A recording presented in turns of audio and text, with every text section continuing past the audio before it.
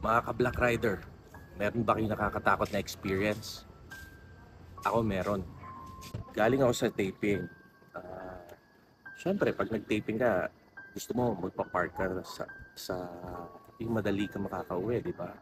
Nag-park ako sa hindi namin slot na parking space. So, parada ko doon. Nabot ako ng from 8 a.m. hanggang 4 ng kinabukasan. 4 a.m. ng kinabukasan. So, syempre ako, alam ko yung bigat ng kotse ko. So, ngayon, pack up na ako. Drive ako. Tapos, parang ang bigat ng kotse ko, hindi ko alam kung bakit.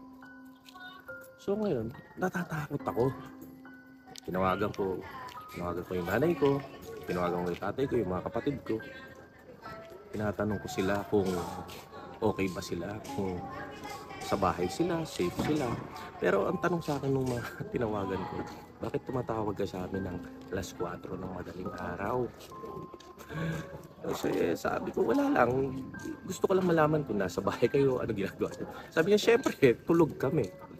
So, madalit sabi, pauwi ako noon, may tinatawagan ako isang kaibigan ko. Kasi sa Quezon City yung taping ko, madadaanan ko pa uwi ng Parañaque, yung Cubao. So, pinakamadali kong mapupuntahan is Cubao. Nandun kasi yung kaibigan ko. Pero yung kaibigan ko, may ano siya eh, may kumbaga third eye. Sabi ko, pare, baka pwede ako dumaan sa inyo kasi medyo medyo hindi maganda yung pakiramdam ng mga kotse ko. Tapos at the same time, parang di rin ako nakakahinga. Sabi ko gano'n. Kaya punta muna ako sa inyo. Daan muna ako. Sabi niya, oh sige, sige. Sabi ko, pasensya ka na istorbo ha. Dadaan ako sa inyo. Okay lang, sige tuman. Pagdating ko sa bahay nila, pumasok yung kaibigan ko. Wala pang 10 segundo. Sabi niya sa akin, Gerald, pumasok tayo sa loob ng bahay ko. Sabi ko, oh sige. Kasi sabi ko, masama rin yung pakiramdam ko. At saka makikinom din ako ng tubig. Bigla na lang, mupo kami doon sa lamesa niya. Sabi niya sa akin, alam mo Gerald, may kasama ka. Sabi ko, ha? May kasama. Eh mag-isa lang ako. Alam mo naman ako lang mag-isa nagpupunta sa taping. Tapos ako lang umuwi mag-isa. Parang may kasama. Hindi, basta may kasama ko. Yung bahay niya, yung sala niya, nakasarado lahat ng kortina, sarado bintana, sarado ang... Walang electric fan, kasi aircon lang yun. Walang electric fan na nakabukas everything. Bintana, sarado. Biglang umahangin ng malamig. Sabi niya sa akin, Gerald, yung kasama mo, pumasok dito sa loob ng bahay ko. So, natakot ako nung kinilabutan ako. And sabi niya, huwag ka munang uuwi. Huwag ka munang uuwi. Kasi baka mamaya may nangyari sa'yo. Pero habang kausap ko siya, sino hindi ninervyusin, no? Dalawa lang kami magkausap, pero kinakausap niya ako ng pabulong. Kasi ganun din siya katakot. So, siyempre, lalo akong natakot. Yun, palipas muna ako ng oras hanggang sa umabot ng mga 5:30 para medyo maliwanag na. Tapos, hanggang sa nakauwi na ako sa bahay niya. Alam mo, nung mga 10 a.m., ginigising niya ako.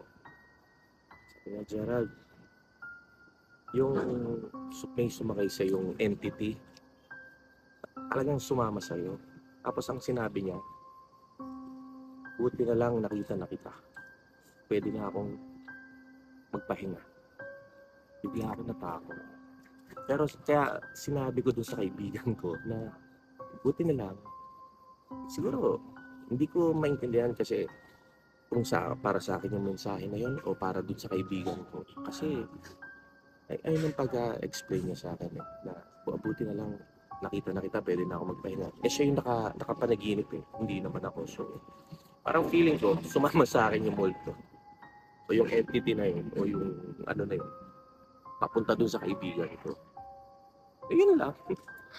Pero nakakatakot yun. Kasi ano eh, syempre pag alam mo yung kotse mo alam mo yung kotse mo, alam mo yung performance niya, tapos all of a sudden, parang pupugak-pugak yung kotse mo. Maayos yung kotse mo, bago, maayos everything. Tapos bigla na lang parang all of a sudden, ang bigat-bigat gamitin. Tapos at the same time, parang hindi ka pa makahinga sa loob. Doon na, kaya, ayun, hindi ko makalimutan yun.